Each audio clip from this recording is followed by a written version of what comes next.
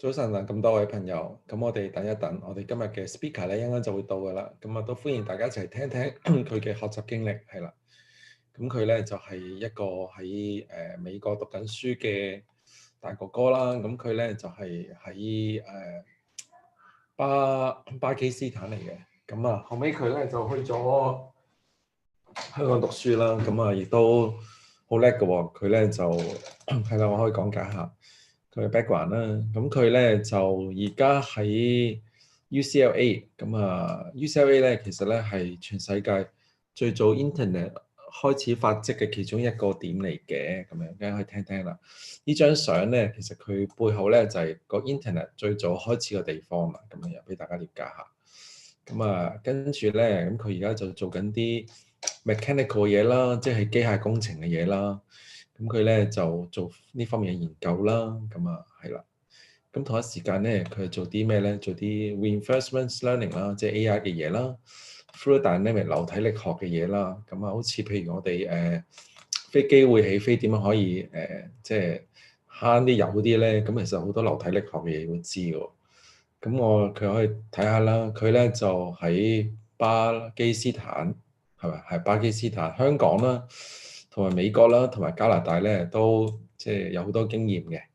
咁我哋聽聽佢喺呢方面所接觸到嘅 STEM 嘅觀察啦。咁今日咧可以聽下佢同我哋分享下佢嘅一啲觀察啦。咁啊，當然啦，今日嘅分享英文啦，佢係唔識講廣東話嘅。咁啊，大家應該可以留意。咁因為佢咧喺美國而家咧同大家講而家咩鐘數咧，好容易記啊！日頭夜晚咧就反轉，跟住咧就再向前褪3個鐘。所以我哋而家如果係10點鐘嘅話咧，咁即係日頭啦。佢哋而家夜晚嘅7點鐘係啦，咁樣。所以而家佢哋嗰邊夜晚7點鐘應該咧就將會食晚飯佢而家。係啦，咁佢一陣間就到噶啦。咁啊，簡單啲講就係佢會同我哋分享一下啦。咁同埋咧，佢好叻嘅。咁咧有個叫 National 叫 NAE 啦，就叫 Global Grand Challenge。佢咧就參加過呢個咧叫 NAE 嘅 Global Grand Challenge。咁佢咧就獲獎嘅喎嚇。咁啊，佢咧就代表香港咧就去咗全球咧就同呢啲同學仔咧就獲獎嘅嚇。咁一陣間我哋可以聽聽佢分享。咁咩 NAE 咧？咁啊俾大家知道下啦。National Academy of Engineering。咁咧就係啦，咁樣撳一撳，大家睇咧就容易啲明白。所以咧，大家嚟上 HoCHK 嘅一啲堂咧，其實就唔係淨係學 coding 咁簡單嘅。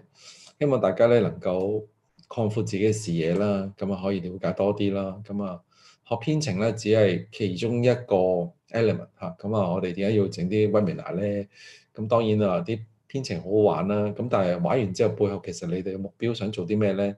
咁我哋希望透過唔同嘅朋友啦，包括一啲年長啲嘅，包括一啲好似阿穆哈默咁樣，佢咧今年咧就讀緊博士，咁佢 undergrad 畢業即係21歲到啦。咁而家讀緊博士，可能佢23、24歲啦。咁大家咧可以聽聽佢嘅經歷啦。咁呢度睇睇啦，NAE 睇有冇中文啊？我哋轉一轉個中文，大家容易啲睇得快啲啊！咁咧中文咧就係呢個啦。咁我哋睇睇，中文繁體啊。咁你見到咧，原來咧佢咧就係美國工程界別咧最高學術嘅團體喎。咁啦嚇，咁 NAE 咁啊差唔多60年前成立咗噶啦。咁啊代表一個最高榮譽嘅一個界別啦。咁啊，咁其實如果大家留意咧，NAE 咧就都係英文啲內容比較多啲，係啦。咁咧大家譬如你見到咧，其實佢哋咧就好多歷史啦。咁我就唔詳細講啦。大家去當然啦，我哋要學好編程之前咧，就要學好啲英文啦，係咪？如果啲英文唔好咧，咁大堆英文咧就睇唔明嘅。所以咧，希望父母咧鼓勵同學仔咧，如果想將來即係能夠同國際接軌咧、科技接軌咧，咁啊學英文咧一定係必須嘅。咁你見到咧，其實 Global Grand Challenge 咧，其實佢咧就針對緊14個一啲好重大嘅問題嘅。咁呢啲問題包括係啲咩咧？咁樣係嘛？包括有太陽能啦，包括呢個 fusion 啦，點樣透過呢啲fusion 去生產啲能量啦，乾淨水嘅問題啦，nitrogen 嘅 cycle 啦。咁呢啲全部都係我哋啲科技入邊好有趣嘅。即係譬如舉例，同學仔，如果你哋將來咧想去參加啲科技比賽，嘗試諗一諗你哋嗰啲作品啊、嗰啲問題啊，同呢14個問題相關嘅，咁啊亦都會係有好多嘅一啲創意。咁當然啦，仲有呢啲叫advanced personalized learning， 即係個人化學習啦。譬如好簡單，你同你嘅細佬妹學習其實已經好唔同㗎啦，每個人個 background 都唔同啦。咁啊 engineering 點可以幫助到醫生啦？咁呢啲我見到係咪應該嚟咗啦？啊，未嚟。咁我轉一轉 channel 啦，有朋友仔嚟又係英文個人啦，咁我轉一講英文。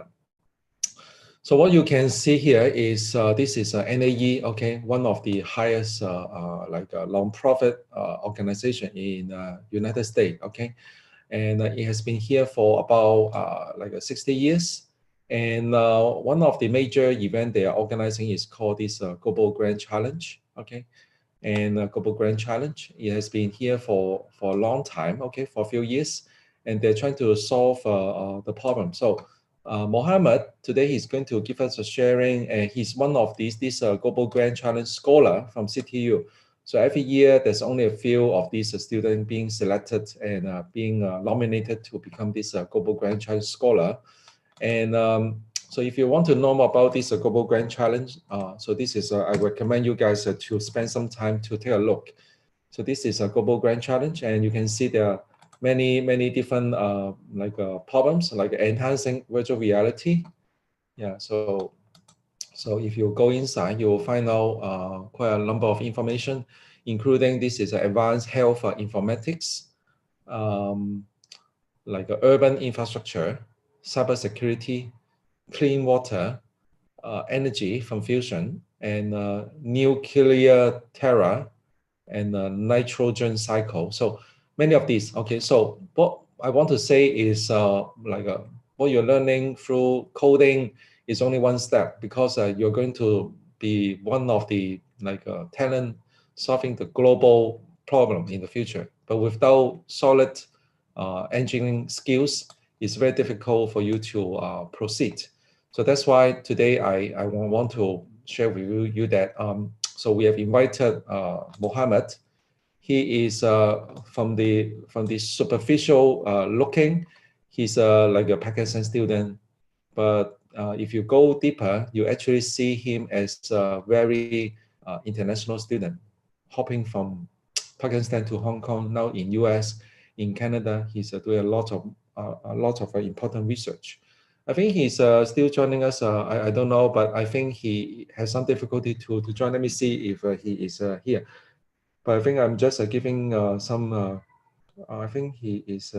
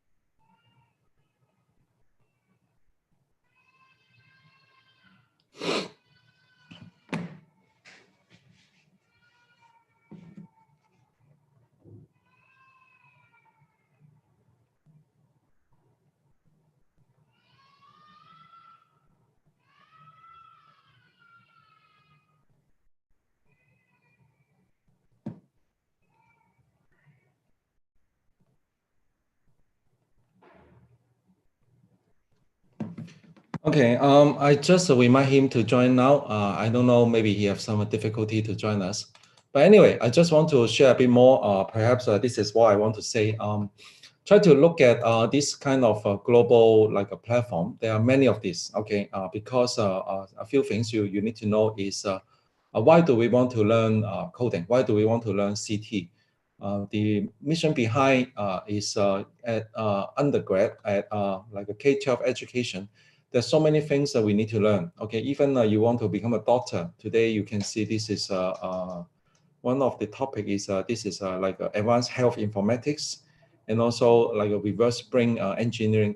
So there are a lot of things, okay, but without your solid training in like a computer knowledge and like a programming, like a very fundamental skills, the idea is now you don't know how to read or write, you can't really see the problem that the people that are actually solving these days, like a COVID-19 and so on. So I think what I want to highlight is take a look at what is mean by the speaker today. Okay, I already do this introduction about him, and you can always go online.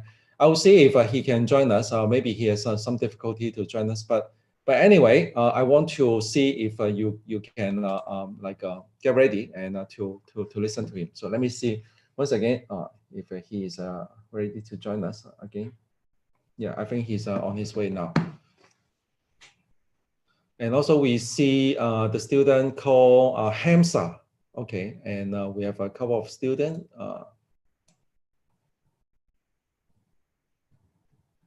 Yeah, I guess our discussion today could be more interactive. I think what Mohammed can do is basically just introduce about his learning journey, why he chose Hong Kong for his undergrad student.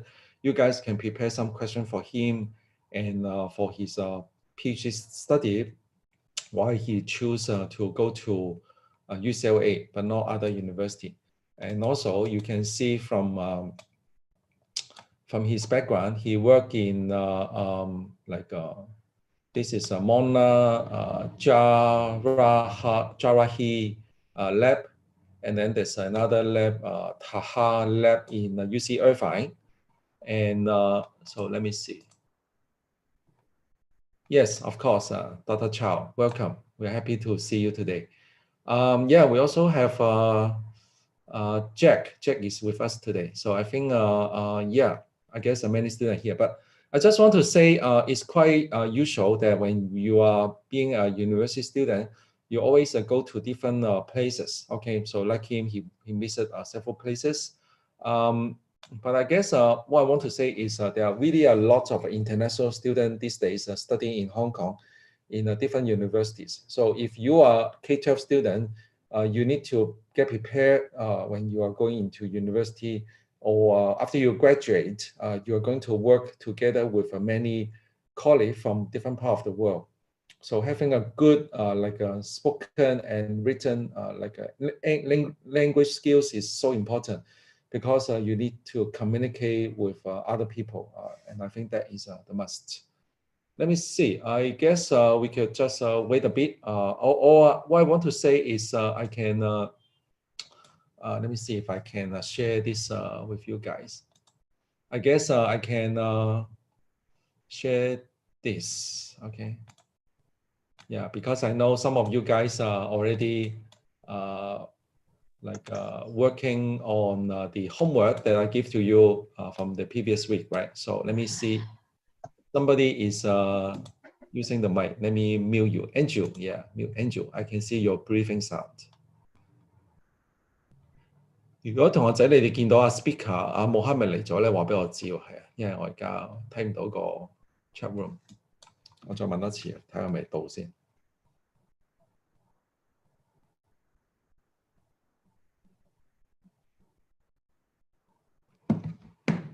好，咁我再俾多個條 link 佢先。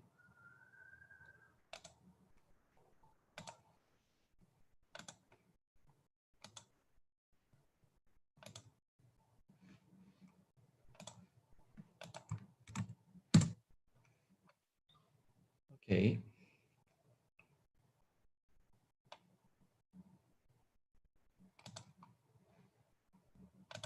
Okay. 好，咁趁呢個時間 so I switch, I keep in English, so I'm going to share my screen once again, and then you guys can see the assignment, okay, that I gave to you last week. Okay, so I guess you guys can see my screen now. So this is basically the homework. So I guess you guys can think about what you should do for this homework. Okay, the turtle, right? So let me see. Just kill the time. Okay, so before the speaker comes. Okay. Yeah, so this is it. Okay, so you're going to see how you draw this 七巧板. Okay, so we want you guys to think about how to draw this. This is the expected outcome for your assignment. Okay, so let's do your best. Yes, the speaker is here now.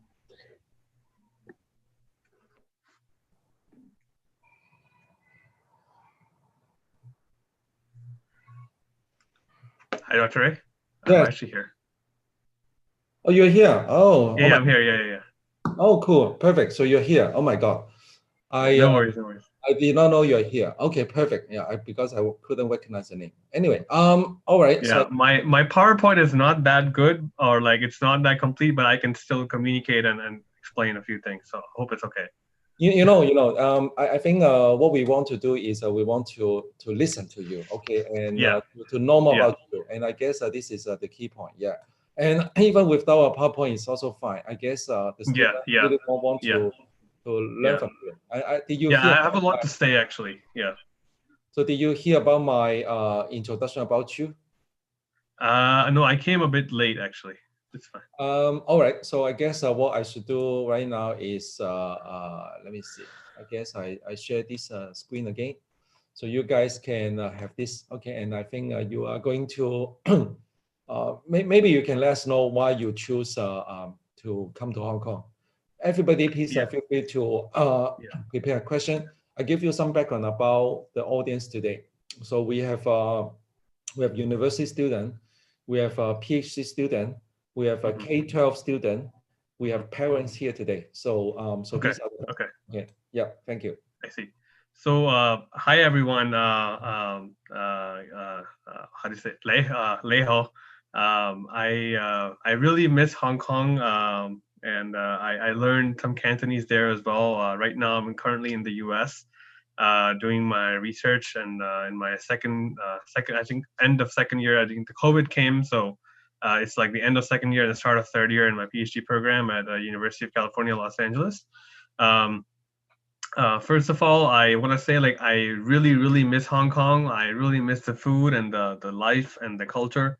The culture in the U.S. is not the same as Hong Kong, or even close to similar. And I really miss the kind of environment at CityU. I think CityU is a great university. CityU has taught me a lot in many ways in terms of the work I did and the courses, the projects, and just like the whole environment and the competitive advantage you get because one thing I want to say is that which a lot of people do not know is that universities in Hong Kong, especially CityU, is actually really well known at UCLA and some of the other universities, especially the electrical engineering department, but also some other departments, because of the research that's being conducted in some of the cutting edge areas. And one of the reasons I got into my program right now is also because of my affiliation with CityU and some of the professors there, including my first research. Okay, I'm coming to the question, but Dr. Ray, like, why did I came to CityU? So I'm actually from Karachi, Pakistan. I was born and raised there. I studied my studies and O levels and A levels over there. I hope I'm not speaking too fast. If I'm speaking too fast, just open the mic and let me know, and I can slow down a bit. It's fine. It's fine. Thank you. Okay. So I came to CityU because I got a good scholarship. I got a top scholarship by the College of Engineering and Sciences, and also the top university scholarship. And that's why I came to CityU and I joined the university program over there. And it was a good experience because the scholarship program is kind of designed in a way where you have to kind of maintain a certain GPA every single quarter. And if you maintain that, only then you can actually maintain that scholarship and your funding. And I think those opportunities was a good thing for me because I was able to maintain the whole academic record and also get a lot of opportunities based on the program I was in. And then when you get I'm happy that I was a first class honors graduate from UCLA.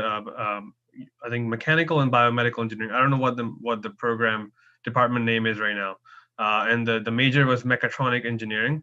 And I think I graduated the first class honors there. And I realized that when I was in my first year at CityU, after meeting my professors in the electrical engineering and mechanical engineering and bioengineering, I realized that I want to do what these professors are doing, and a lot of the professors at CityU, especially, even in, I think other universities, are like they're graduates. They did their graduate studies in the United States, and I realized that maybe that's something for me, and I feel like I want to be part of a research career.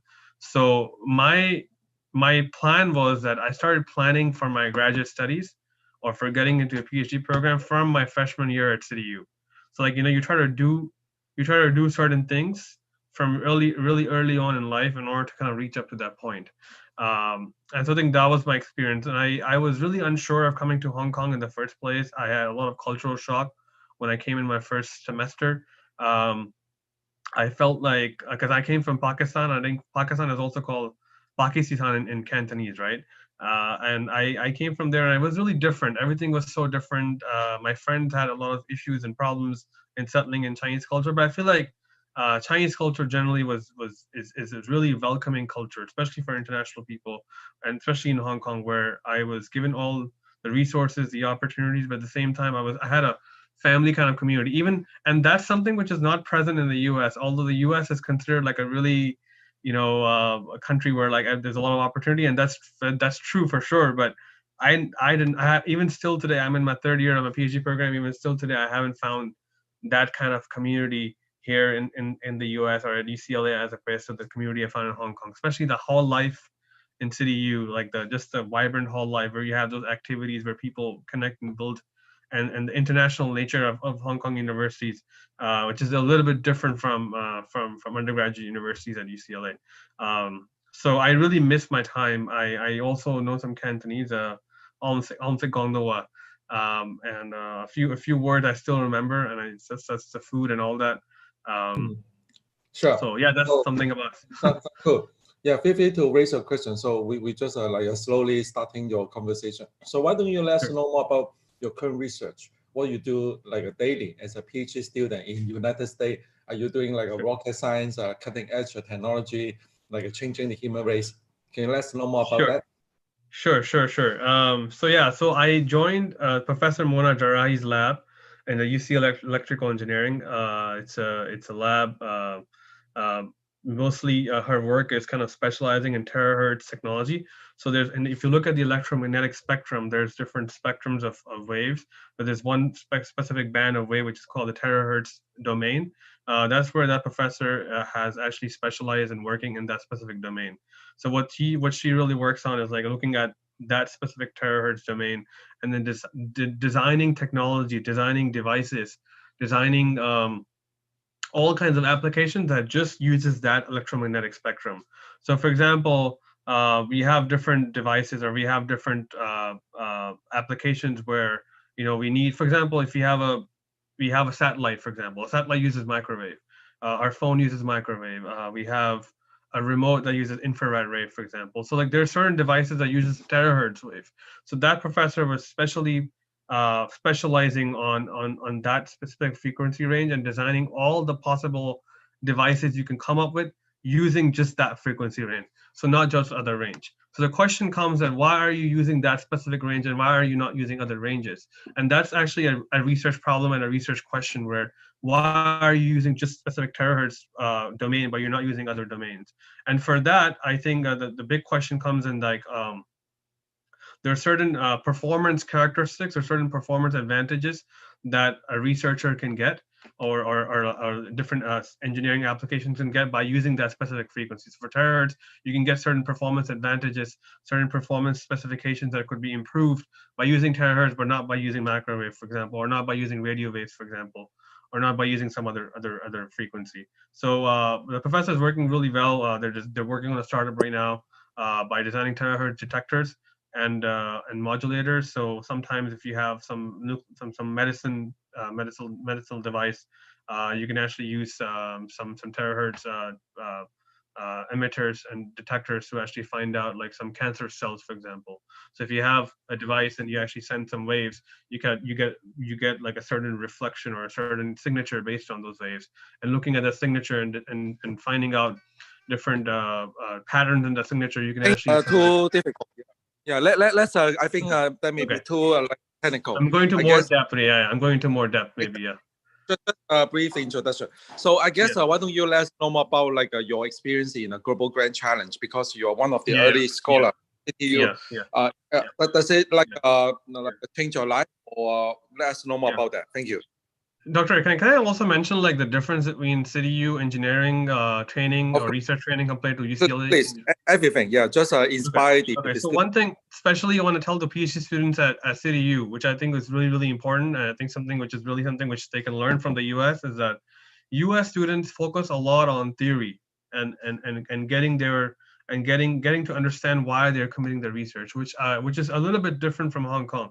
In Hong Kong, there was a lot. There's focus on theory for sure, but there's a lot of focus on like working and publishing work. But then the U.S. students, especially the U.S. PhD students, there's a big focus on really taking a lot of really advanced courses and really learning the actual theoretical aspects of different researches, and then finding a way to connect between different fields and then conducting research. So this is something which I really like about a U.S. university, or like UCLA, where that research trend is really advanced.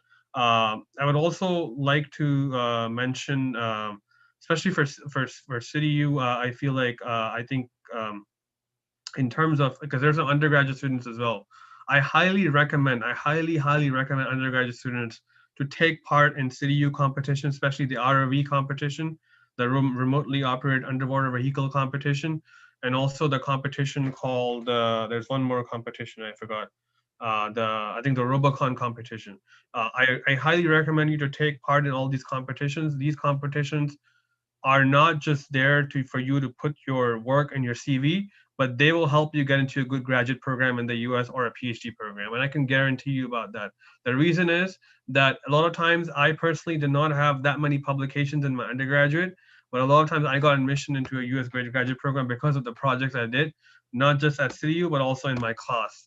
And if you know how to do a project and then know how to explain the project, then that's really important. So I would recommend, especially undergrads, to like take part in a lot of the projects available at CityU, and even take part in global competitions and go to overseas competitions and make sure you understand and learn something really important. Because if you learn what you're doing, if you learn the hands-on stuff, at the same time you learn the theoretical and the practical side of it, it will really help you go a long way.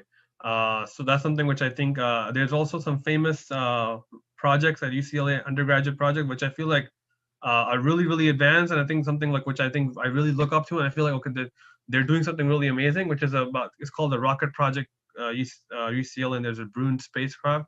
So there's undergraduate students at UCLA who are actually sending satellites to space.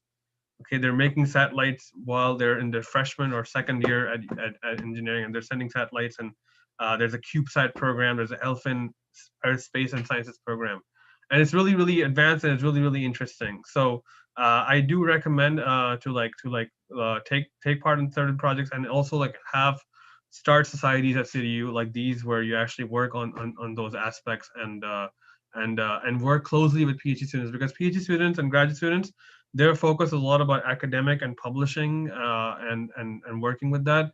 Undergraduate students focus, and undergraduate education is more focused. You know what courses you need to take to get a degree. PhD student engineering is not really, it's more focused, but like PhD students, no one really tells you what the courses you need to take. You just have to like figure out yourself. And the most important thing is the research. So for undergraduate, you have more bandwidth to take part in different projects because your other academic work is planned. For PhD students, they have to kind of design everything on their own. So that's something I would give a recommendation to, especially the undergraduate students, to take part in as much competitions as possible. It will help go a long way. It will even if you don't get into a PhD program, if you want to work in Google, if you want to work in Facebook, get an internship in SpaceX, get an internship in there's a company by I think by Northrop Grumman. There's a company, Blue Origin, or all these companies. If you want to get internships there and then work there eventually, you need to have those skills on your CV, and that's something which I really recommend. I think that's something I would say. Yeah. Any questions from me? I think I know I speak a lot because I feel like I have a really destructured way of speaking, but yeah, definitely raise some questions or feel free to stop me. No. I think you are sharing a lot of important information. I want to write on your comment on the year one student sending the satellite to the sky. Do you observe anything from them? Because obviously they are doing like a K-12 before. From your understanding, what do they do? What did they have learned in the K-12 education, so that when they go to university, they already can send like a satellite to the sky? So share more with us, please. Yeah. I think what they were really doing was like they actually have certain workshops that are actually being assigned at the university themselves, and also with the faculty member, where they give certain coding lessons, they give certain machine shop lessons, even circuit design lessons. So I think if you learn these skills, basic skills about coding, mechanical design, electrical design, and then I think the most important thing that's actually needed is good mentorship, and people around who can actually like kind of guide the project, and make sure that we're kind of. So I think the CubeSat project that you said, which I really enjoy, is it's actually being funded by some of the Earth Space Sciences Center, but also by some faculty members and by some members in across the different physics and math department. So the mentorship is really important, because then the students actually know, like, well, there's a student body from a different spectrum of like the whole campus. It's not just like a specific area or a specific student body. It's like, people from electrical engineering, people from mechanical, people from earth space sciences, people from like material science, people from all over the place. Okay. That's something which is really, really amazing. I think that's something which I think really is really recommended, because when you understand how things work and how you can connect different fields, because I feel like the difference between US students and like people like from Pakistan like me, or like Chinese students, is that US students are like, they say a lot of like really, their way of communication is more like a way of like, they like, for example, we say like common things like oh, like we want to eat rice today, or we want to like eat this today, or we want to go to work or go to school or whatever. For them, like when they communicate, they generally like communicate like really complicated things, and like in a discrete way, if that makes sense. Like if you have like an algorithm, or if you have like some machine code or something, they'll just like say in a way which is something, seems like something really easy for them. I think one of the reasons is because like they're which is really good, is like, I think it's really important that they're like, maybe they're exposed to the technology at a really young age, or they try to work on those areas really early, and then they have like and then it's more to have a really good team of people around you, where people come from different spectrums, like not just electrical students. Like for example, electrical engineering students should not just work on a robot. It should be mechanical students too. It should be mechatronics students too. It should be material students too. Even math students as well. Math students just not just like do equations and do theory all the time and not know anything else. Even math students come in and talk about, hey, okay, well, this is a fluid dynamic equation. I can apply this over here, and I can apply this research. So everyone comes together, and all the fields come together, and then kind of like merge together and make that thing. That's how I think a lot of good research is done, with like when you connect different fields and you connect different areas and make a good project. So that's something which I've seen at least at my campus at UCLA, where there's a lot of collaboration, and there's a lot of like exchange of different minds and ideas in different. And when you work in those projects, you actually realize, you start thinking on your own. Okay, well, you start getting ideas on your own how to connect with different areas and technologies. And so I would recommend K-12 students is like to start learning basic skills when you're young, like in terms of coding, in terms of different programming languages, learning to troubleshoot, learning different. I think also one of the most important things is like, maybe syntax is good, but it's not. It's important, and you can still learn over time. But I think learning the actual algorithmic thinking, and like taking some, maybe like K-12 maybe might be too early for that. Maybe for undergraduate students, it's important to at least learn some of the algorithmic thinking. I think I have a friend actually who graduated from CityU. He's doing a PhD at UC Riverside, and right now he's working at Google with some of the people from MIT, and he actually did learn some really all the skills at CityU, and he's actually really satisfied, and I think he's doing really well at Google right now. So I think the most important thing is to make the most of what the opportunities and the study that's being available, and to learn to like apply and learn basically the most important thing is to learn the thought process of how to design projects. And then when you're able to learn it, then the basic skills that they just come with time and you can improve it, in my opinion. That's a very important comment. Everybody can hear that. We don't just look at the syntax. When we are learning coding, don't just look at the syntax. It's the thinking process that really worth the value. Yeah, I have a lot of questions, but I would like to check if the audience has any questions. We are like running 30 minutes, so it's a very casual chit chat. So yeah, why don't we ask you more about your personal journey? Since when you started learning like coding? What about your K-12 education? Can you share more with us? Oh, sure. I was actually raised up in Pakistan, so over there, for me, the most important thing was I did O levels and A levels, so I did not really learn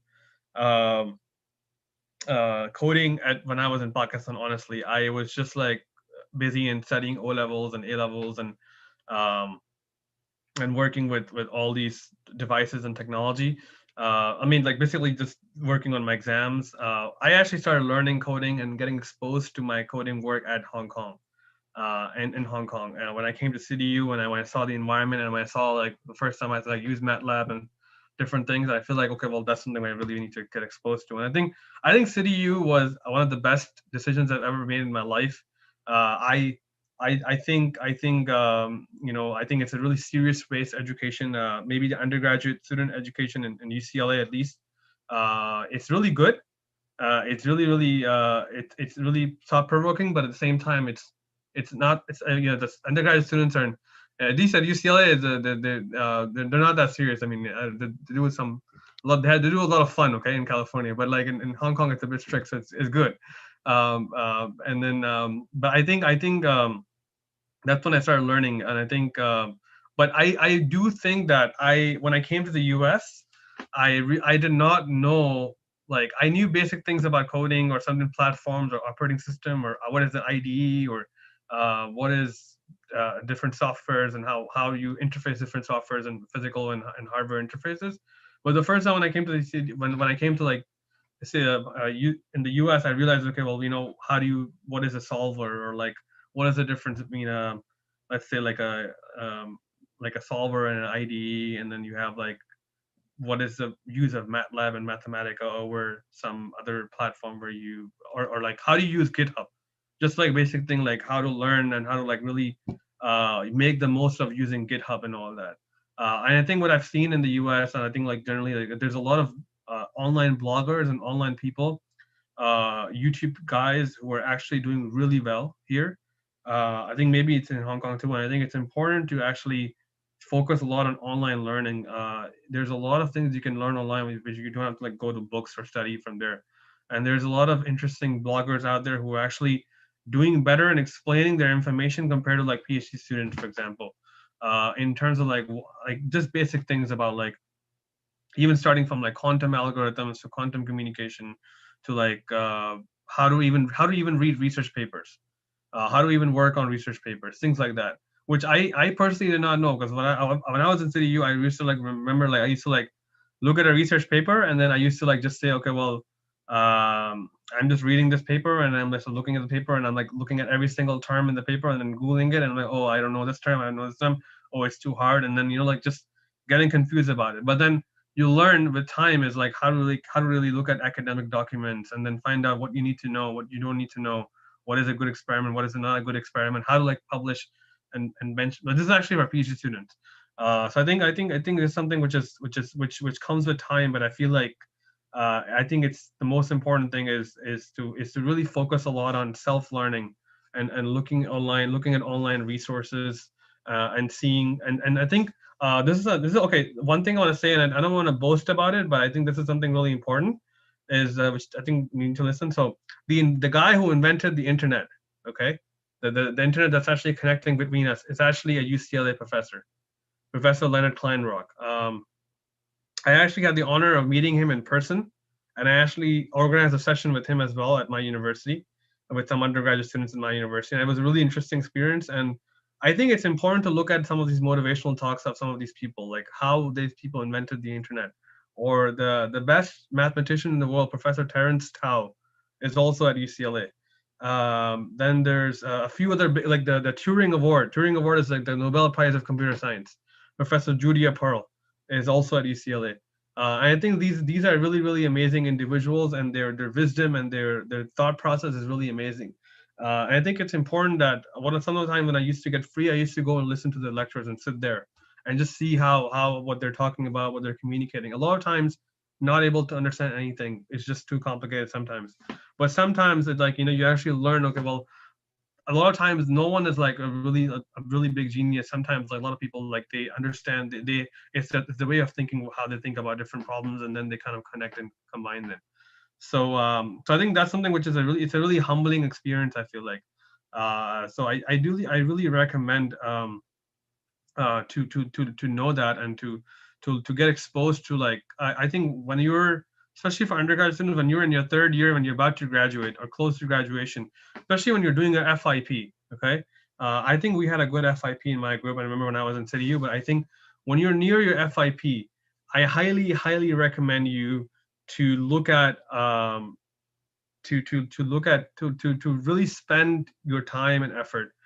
Don't rush too much in taking too many courses and taking too many minors. If you want, you can do it, but I would say get a good group for FIP, and really spend time and effort and really doing your best and getting some good reports out, getting some good papers out, getting some good, even like if you want to publish in a conference or something. And you do that by like looking at different fields and finding out different ideas. Sometimes it's good to rely on faculty member and faculty advisor, but faculty advisor is an advisor. And that's something which undergrad students, sometimes it's hard to understand, but when you're a PhD student, a lot of times your advisor actually do not know much. A time comes when they don't know that much, and then it's fine. It's the PhD student's responsibility to actually, like, kind of guide the field and understand where the research is going. And because of that, I think it's really important to like develop that self-learning practice from third year when you come near your FIP, to like really there are two things which I do. I think it's really important to read a lot of literature, to read a lot of papers, and to like know what the field is talking about, to know where the areas are going, to read that area, and then connect with people based on that, and then kind of like sort of form a picture, and then find the feasibility of that work, whether it's feasible. Because in engineering, the most important thing is like I think design, implementation, and testing, right? That's what that was the CityU training about. So I think it's important to like then learn the feasibility of it. And then when you discuss with your advisor, then you can actually go with it. So I think I would highly recommend CityU students to like from third year on, which I did not do, and I think I was just relying on my advisor and not doing well. It's like really focus on doing a lot of self-study in the final year project, and working in that aspect where I would say go into some depth in terms of like implementing that project, yeah, I mean, there's a lot of things I can talk about. you don't worry. You don't need to like keep like a long like reply. Yes. I will have lots of questions for you. You can keep it short because Sure. the audience also have a question for you. So now you keep on like thank you for promoting CityU. Like, so now we have a K-12 parent, and I think they are very concerned about where do we send the kids, right? So if you have a choice, like going for undergraduate study in UCLA and going for undergraduate study in Hong Kong, let's say CityU, what's your choice? Can you provide some advice and suggestion for the parents or for the children for their long-term planning? Thank you. Well, long-term planning, I would say do the same thing. Like go for undergraduate study in Hong Kong, because I think undergraduate study in Hong Kong is really amazing, and go for graduate study in the US. That's my suggestion. Of course, yeah. So you can need equally nice, but it depends on what is the goal. I agree they want completely. to. Yeah, because I think CityU has a really good program for graduate study. I think that's really I have my friends, my classmates studying PhD in engineering. But I do think in the US graduate degree and the US PhD degree has a lot of value in the world because of the training it provides. And the kind of faculty, because most of the top names in the world in electrical engineering and mechanical engineering and mathematics are in the US. But that's definitely. But the US, Hong Kong undergraduate education is a really, really advanced education. It's really, really amazing in terms of its outlook and all that, which is, because I personally feel like Chinese students and Hong Kong students are much smarter. Okay, I shouldn't make a really blanket statement. Then some of the American students in different ways. American students are good in different ways, and Chinese students are good in different ways. I think that's the good way to say about it. So my second question is, since I think you're not a EE student, so I actually get to know you through the community called the CityU Apps Lab. So why don't you share a bit more about your experience with Apps Lab, and also why this is important to have like a community to learn together? Why this is so important? So like this Out of Code community, why this is so important for the student? Thank you for that. Yeah, I feel like CityU Apps Lab is a really, really important initiative. I would highly recommend. Okay, the first thing I want to say, and I think something which I was not doing currently, is like, whenever I had some of the students, like when they came to Hong Kong, especially from other countries, they were like, oh, they were complaining all the time. Oh, this is so difficult, or that's so difficult, or I don't know, like the food in the hall is not too good, or the food is not good at CityU, whatever. And I would say, like, first of all, the most important thing in life is to stop complaining. Okay, if you get whatever you get in your life, you just take the opportunity, whatever opportunity that comes your way, whatever things that come your way, just take it and make the most of it. That will guarantee you success. The people I know who are complaining at CityU, they're still complaining in their life. Okay, even if they go to the US.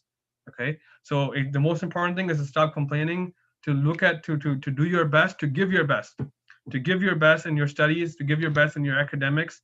And when you look at all these aspects of study, then you can actually, when you go to a new place, you can even add. I personally, and I want to tell to Dr. Ray, I don't want to boast about myself, but I actually designed the summer undergraduate research program at UCLA based on the things I learned from Apps Lab and CityU, honestly. So wow, this is so amazing. Thank you for sharing. No worries. So I think this is the point is to say is to learn the best from everything. I think it's important to for parents, especially, like, even for kids, like when you come to CityU, when you come to university, start planning from freshman year and start looking at all the emails you get and start taking all the opportunities. Focus for sure on your GPA. The GPA is a really important thing for undergraduate.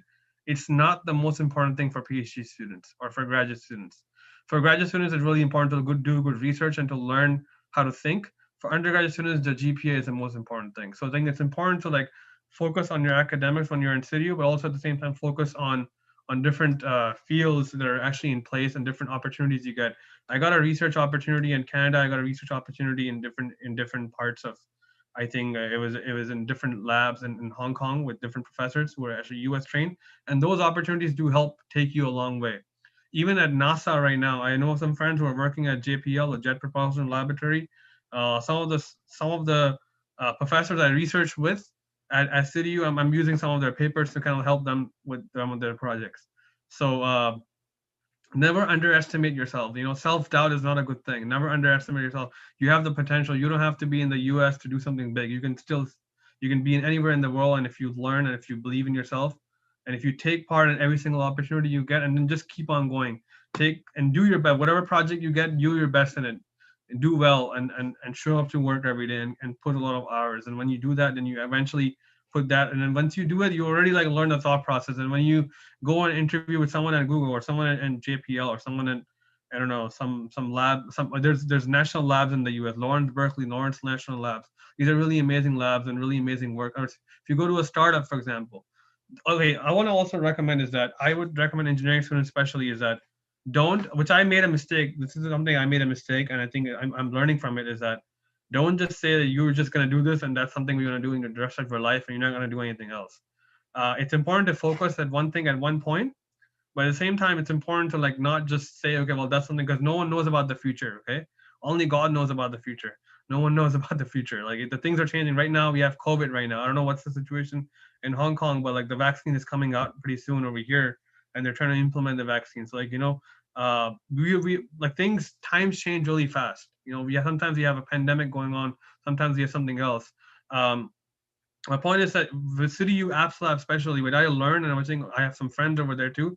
I used to go and sit with Dr. Ray in some of the meetings over there. It's there's people working on startups over there at Apps Lab. There are people working on apps for health and body management and body meditation. There's different things.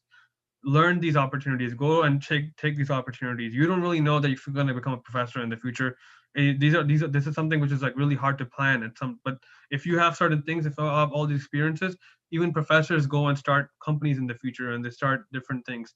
And like if you use those opportunities, and you can learn whatever experience you get in your life, you'll learn from it. And when you learn different experiences, when you learn from it, then you can actually implement it later on in your life. So then when you learn for example, learn how to establish a startup and Apps Lab, for example, you can go and establish a startup in the US when you go for your graduate studies, and you can learn things that you learn from Hong Kong. I personally know a lot of students in Hong Kong at UCLA who actually are in Science Park right now at Hong Kong doing a startup over there. So it's always like you can always go back and forth. You can come back to Hong Kong and learn after learning from the US. So yeah, I think that's something which I want to put forward. Sounds great. Yeah, amazing. I know you are very busy with your PhD, like a top research work, and given this is your dinner time in the United States, thank you for sparing the time with us. So I would like to open the time to all the students, all the members here. If you have any questions, now is the time for you to raise. Okay, before we let Mohammed go back to his work and life in US. Yeah, you guys can see we invite people Christmas from all around the world. Right now. Yeah, I guess you are already enlightening or inspiring so many students here today, and you are most likely changing many people's life. And I think what you are inspiring, talking to like a Terence Tao, I think he's an Australian professor receiving the Field Mentor. Field Mentor is a top prize in mathematics. Yes. Something similar to like a Nobel Prize winner in mathematics. Yeah, exactly. So I guess we are going to see. And his parents are from Hong Kong, actually. Terrence's parents are from Hong Kong. Yeah, his parents are from Hong Kong. He went to Australia. He lived in Australia. So he's Australian Chinese. Yeah, basically. Yeah, that is very important. So feel free to ask any questions. Yeah, one final chance. Yeah, I guess if no more further questions, the whole session today has been recorded. So I guess one thing I want to say though. Sure, sorry, dude. Sure. Yeah, so please ask questions as well. This is something which I saw in the US. I didn't see it in Hong Kong. Okay? Hong Kong students are not asking questions. I think US students ask a lot of questions. So do ask questions, please, and engage in conversation. I think Hong Kong students need to speak in class and communicate more. Definitely. In Chinese, I just add one word. In Chinese saying "hot man." So these two words, it means that we learn how to ask. Okay, so I think asking is so important in the whole learning process. If we don't know how to ask, it doesn't mean we are actually learning the thing. So I hope everybody get the point from Mohammed. So with that, I would like to just conclude the session that Mohammed is like a wonderful guy, giving a lot of important insight about his learning journey in all around the world. And we hope that the whole session today recorded. If you like it, please come back and watch it again, or you can share with your friends. And finally, we wish Mohammed continued success for his study and also future career, like a searching. We wish you the best. Thank you. If you guys enjoying Mohammed's sharing today, please type OK in the chat room. Thank you for that. Thank you so much. And I think if anyone has any question or they want to reach out, I have my email here. You can ask Dr. Ray, and you can always reach out, especially if you want to get advice regarding graduate studies in the US. Definitely, I'm actually helping some undergraduates here at CityU who are actually doing undergraduate at CityU, and they're trying to get some advice. So please reach out, definitely.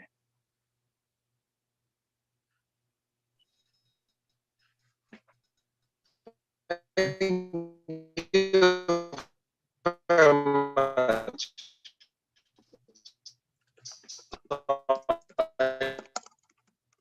Sorry, Doctor, your voice is a bit unclear. I think is it done? Okay.